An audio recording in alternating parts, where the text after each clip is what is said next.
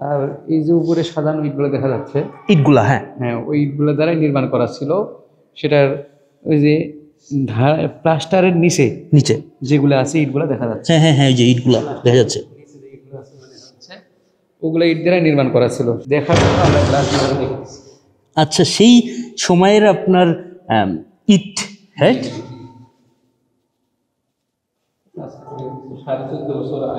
1350 বছর আগের, 1350 বছর আগের আগের এখনো এটা এখনো মানে আছে আর কি। জি, মাশাআল্লাহ মাশাআল্লাহ, দারুণ। আর সেটার নিদর্শন যদি প্রমাণ চায় তা কেউ, হ্যাঁ হ্যাঁ, প্রমাণ, আমরা প্রমাণ ওই যে ওখানে একটা ইট আছে যেটার কারণে আজকে এটা ধারণা করা যায় আর কি।